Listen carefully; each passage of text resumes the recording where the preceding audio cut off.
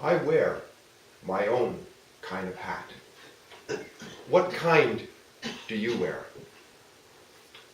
Fellow Toastmasters, it was a hot, sweltering August day. Me and my family were on a shopping trip north of the infamous 8 Mile Road in suburban Detroit. We were driving around and my wife spotted one of her favorite dollar stores. It's called Five Below. "Can we pull over there?" she asks. "Of course," I say. "I'm obliged because I'm the chauffeur. That's my only job." Pull into the parking lot. Now, I normally don't go into dollar stores with my wife.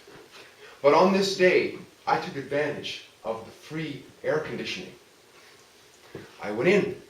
I looked around a little bit. And there I spotted it. It was a CD rack. And when I spotted that rack, I realized I hadn't listened to a CD in more than a year. So I went over to it. I began to thumb through the CDs. At that moment, I spotted it. It's an album by one of my favorite country singers, Alan Jackson. It's a cover album of old country songs. It's called Under the Influence. I had never heard about it before, but I bought it. I paid the $5, and it was one of the best $5 I had ever spent.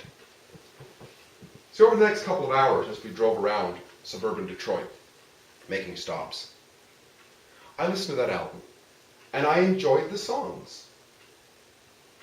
But did you ever notice that on an album, sometimes there's one or two good songs, and the rest are okay? Anybody ever notice that? Well, that was the case with this one. Yes, I enjoyed all the others, but there were two that jumped up for me, and one of them went miles up. It was a song that I had never heard about before. Originally sung in 1979 by Merle Haggard.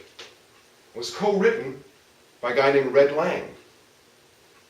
It was really intriguing to me for at least two reasons.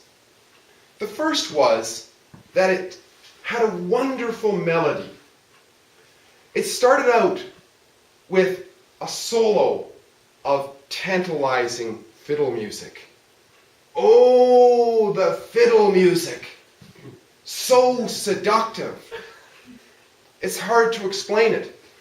It's almost like there was a tingle up my back. My hair wanted to stand up on its head.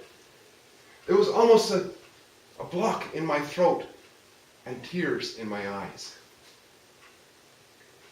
It was followed after that by a bit of steel guitar. The next thing that I liked about it was that it had a really good message that I could take away. I'll try to share some of that message with you this evening. Unfortunately, I'm not able to reproduce the scintillating fiddle music that got me primed on this simple song. And when I say simple, it only has one verse and a chorus. It goes verse, chorus, verse, chorus, verse. That's it. Less than 3 minutes. But after the fiddle music and the steel guitar, Alan Jackson begins. Cowboys and outlaws, right guys and southpaws, good dogs and all kinds of cats.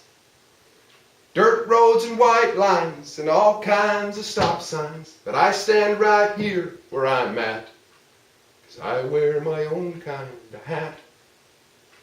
Own kind of hat? What does that mean, I thought?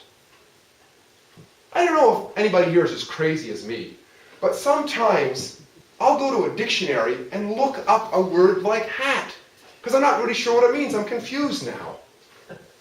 And on such a day, I typed into my Macintosh computer dictionary and looked up hat. And I found that it comes from the Old English in the etymology and Old Norse, and it means hood. Hood, well, it's similar, right? But that wasn't satisfying to me. I had to go and look up hood. And I found that, once again, through Old English, it was originally said haid.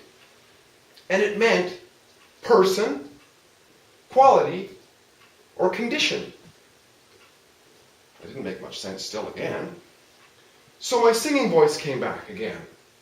I wear my own kind of person. Well, of course I wear my own kind of person. What other kind of person am I going to wear? I wear my own kind of quality.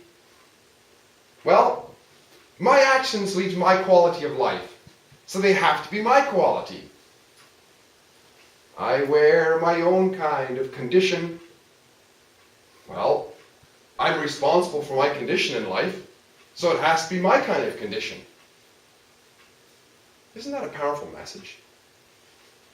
A message I found on a hot, sweltering day in suburban Detroit in a dollar store on an Alan Jackson CD. A simple Merle Haggard song where I learned a message about what kind of hat I wear. What kind do you wear? Contest chair.